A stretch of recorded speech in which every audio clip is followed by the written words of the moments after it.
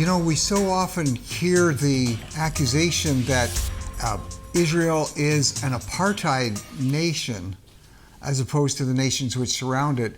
Unfortunately, this is really far from the truth. And I think part of the problem comes from the fact that anytime there's a discussion about Israel being apartheid, mainstream media simply reports that and doesn't actually get into the other side of the issue. And when you look at the other side, you clearly see Israel is not an apartheid nation. Take, for instance, just where the border is located and what happens at the border. Take a look at the picture that shows just how close Gaza City and Gaza itself is to the southern border of Israel. You can see in the picture. And then I'm explaining while I'm standing on camera, you'll see with the Mediterranean Sea at my back. I'm looking towards Jaffa, towards Tel Aviv, and I'm pointing out just how close the border is. Take a look. It's important to understand the geography, how close the major cities of Israel are to Gaza. Because right here, you can see this is Jaffa.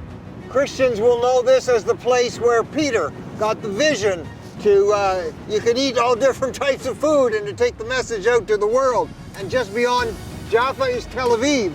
And then right here, it's a misty day, but you can see the outline of buildings down there. Just past those buildings, that's Gaza. And rockets do come over from Gaza. They can come all the way to Tel Aviv. This is a very real crisis. So part of the reason that we hear this accusation is because we see a lot of interaction at the border where people on the Gaza side or in the Palestinian areas are coming into Israel. And a lot of people aren't aware, thousands of people come across the border legally every day, Palestinians, every single day into Israel to get jobs. Many of them are coming in to get free health care at the hospitals in Israel. And because there are almost daily, and this is for years, almost daily terrorist attacks into Israel, whether it's suicide bombing or people trying to smuggle knives or guns in to kill Jewish people in Israel, then at the border, everybody has to be checked, just like when you're getting on an airplane. And sometimes those are the only shots that we see are people being checked at the border.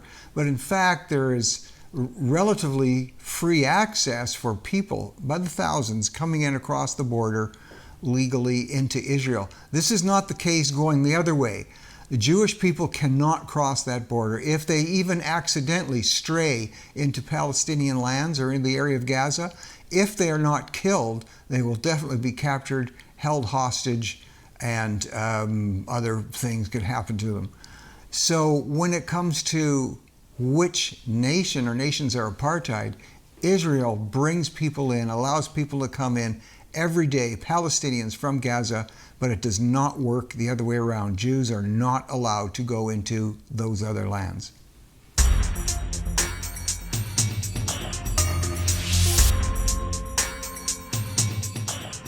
And now let's look at the question of Israel being apartheid from a religious point of view.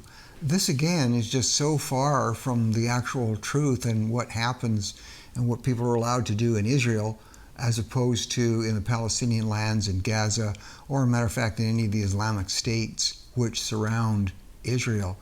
In Israel, take a look at this video. You'll see, again, I'm close to Tel Aviv and giving a view of what I can see right from where I stand, looking towards Tel Aviv, looking towards Jaffa.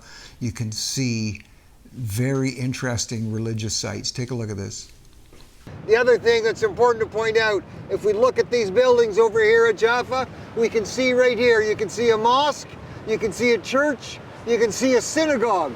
Freedom of religion in Israel. People are out of touch enough to sometimes say that Israel is an apartheid state.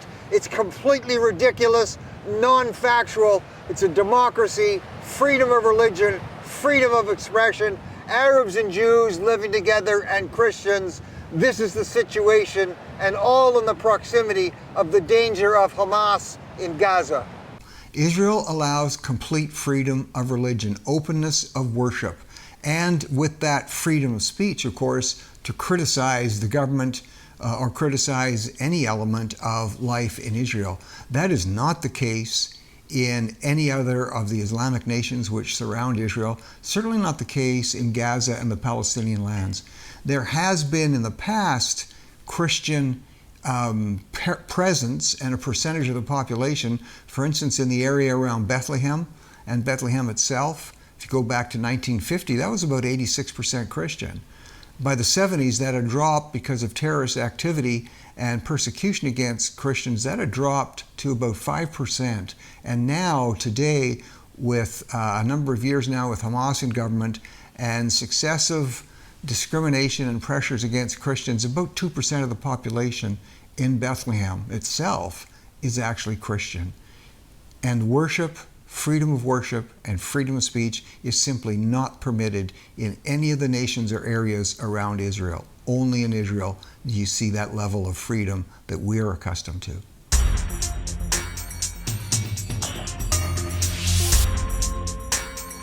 Let's look at the question of apartheid from the point of view of democracy itself and see which nations are truly apartheid when we're talking the Middle East, Palestinian lands, Gaza.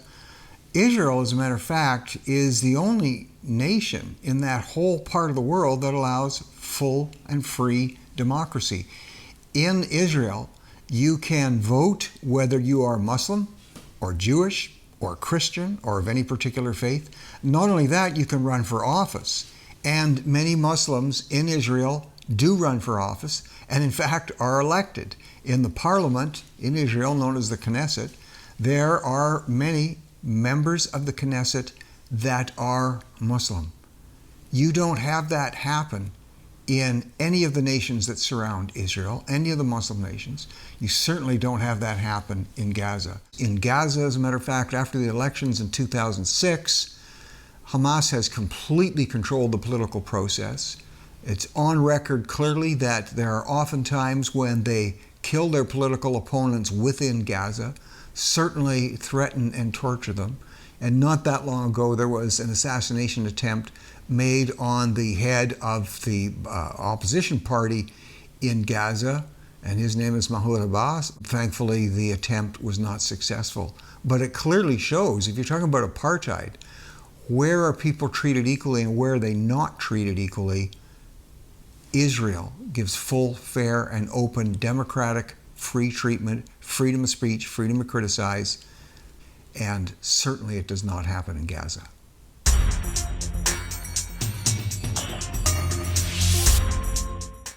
In Israel, not only can you run freely and serve in office, but as a matter of fact, you can be Muslim and serve on the Supreme Court in Israel, and that in fact happens. There are Muslims who are on the Supreme Court.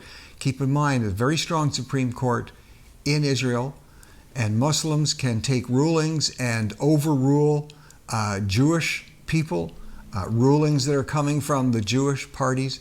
This only happens in Israel. It certainly does not happen in Gaza. It does not happen in any of the Palestinian areas. And certainly you would never have in an Islamic nation a situation where a Jewish person would be in a position of governance like the Supreme Court. But Israel does allow it. Israel is not apartheid. It is wide open in terms of full and fair treatment to its citizens. This is the mission. We still have people in Hamas captivity, Right. and they need to come back home. There is no other way. Mm-hmm. They need to be there. They deserve better than being held by Hamas in Gaza right now. Israel has full-fledged recognition of the rights of women in every regard right across society. Full rights, not just voting rights, but employment and in every other area. That does not happen either in Gaza or in the Islamic nations which surround Israel. Women are not treated with full and fair rights. As a matter of fact, in Israel, as we've already touched on, in terms of people running for office, Israel has had a female speaker in the Knesset, had a female president, and of course, famously, a female prime minister. Equal rights for women is a very clear part of a full democratic society. Israel has that. The nations that surround it don't. They are clearly apartheid when it comes to women's rights.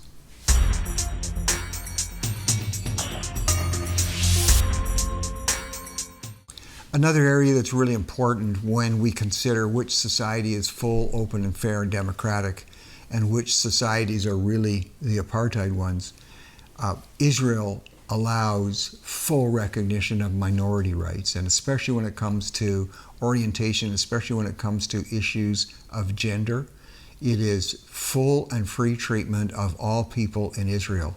When I see in these demonstrations that take place in Europe and throughout Canada, the United States, and I see these groups, for instance, calling themselves Queers for Palestine, my heart honestly goes out to those folks, because if they were in Gaza, if they were in the Islamic nations that surround Israel, they would have a high likelihood of being killed for being identified and demonstrating as queer or as gay.